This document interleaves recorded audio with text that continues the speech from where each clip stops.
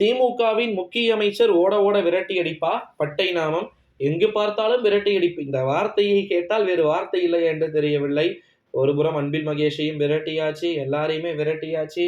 Plan success, அதாவது operation success, but patient வந்து பார்த்தீங்கன்னா காலி அப்படின்னு சொல்லக்கூடிய வகையில் ஓட்டெல்லாம் காசெல்லாம் வாங்கிட்டோம், ஓட்டெல்லாம் மாற்றி போட்டுட்டோம் அப்படின்னு சொல்லக்கூடிய வகையில் அனைத்து விதமான விஷயங்களுமே பார்க்கப்பட்டு கொண்டிருக்கக்கூடிய ஒரு வேளையிலே உண்மையில திராவிட முன்னேற்ற கழகத்தின் தலைமையிலான அரசாங்கத்துல மிக முக்கியமான அமைச்சர்கள் ஓட ஓட விரட்டி அடிக்க வேண்டிய ஒரு சூழலுக்கு தள்ளப்பட்டிருக்காங்க. ஓகேங்களா?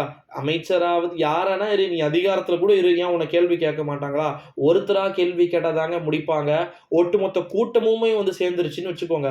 ஒரு அமைச்சரையே ஒரு 10 பேர் சூழ்ந்தாலும் கூட, 10, 20 பேர் சூழ்ந்தாலும் கூட, அது அமைச்சரா இருந்தாலும் சரி, எம்பியா இருந்தாலும் சரி, மற்றவர்கள் யாராக எவராக இருந்தாலும் சரி, வேறு வழிகள் என்பதே கிடையாது. பதிலை குறித்தான் ஆக வேண்டும், இல்லை என்றால் ஓடித்தான் ஆக வேண்டும். இந்த ஒரு சூழ்நிலையில தான் திராவிட முன்னேற்ற கழகத்துடைய அன்பில் மகேஷை விரட்டி அடிச்சாங்க, ஜெகத் ரட்சகனை விரட்டி அடிச்சாங்க தேர்தலுக்கு முன்பு.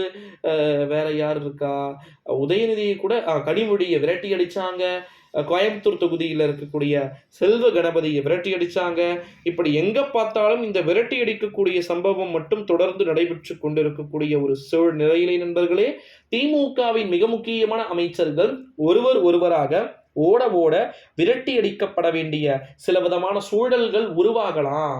உண்மையில டிஎம்கே வந்து தனித்து விடப்படலாம், ஏடிஎம்கே தனித்து விடப்படலாம் அப்படின்னு சொல்லிட்டு தகவல்கள் என்பதெல்லாம் வெளியாகி கொண்டிருக்கக்கூடிய ஒரு வேளையிலே நண்பர்களே, உண்மையில் திமுகவை சார்ந்த மிக முக்கியமான அமைச்சர் பெருமக்கள் அனைவருமே வந்து பார்த்தீங்கன்னா விரட்டி அடிக்கக்கூடிய ஒரு தொனி இருக்கிறது.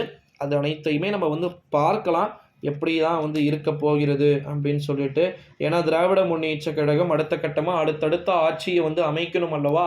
கண்டிப்பாக ஆட்சி அமைக்கணும். அந்த ஒரு சூழ்நிலைக்குள்ளே இப்படியெல்லாம் விரட்டி அடித்தாங்கன்னா திமுக தாங்காது. திமுகவை பொறுத்த வரைக்கும் 2026 கொஞ்சம் முதலமைச்சராக வந்துட்டாங்கன்னு வச்சுக்கோங்க, அதுக்கப்புறம் காலம் ஃபுல்லாக வந்து திமுக ஆட்சிக்கு வரனாலும் பிரச்சனை இல்லை. திமுக அந்த ஒரு சரித்திர சாதனையை படைக்க வேண்டும். என்ன அப்படின்னா 10 ஆண்டுகள் தொடர் திமுகவின் ஆட்சி அப்படின்றத. ஏன்னா வந்து கிட்டத்தட்ட 10 ஆண்டுகள் தொடர்ந்து ஆட்சி செய்துமே கூட அதிமுகவுக்கு மக்கள் அதிருப்தியாக 67 சீட்டு வரைக்கும் கொடுத்தாங்க. வலுவான எதிர்கட்சி. இன்னும் 40-50 சீட்டு கொடுத்துருந்தாலும் எடப்பாடி கிங் ஆஃப் பாலிடிக்ஸ் தமிழ்நாடுக்கு மாறி இருப்பார். பட் மக்கள் அதுக்கான ஆசையை விட்டு கொடுக்கல.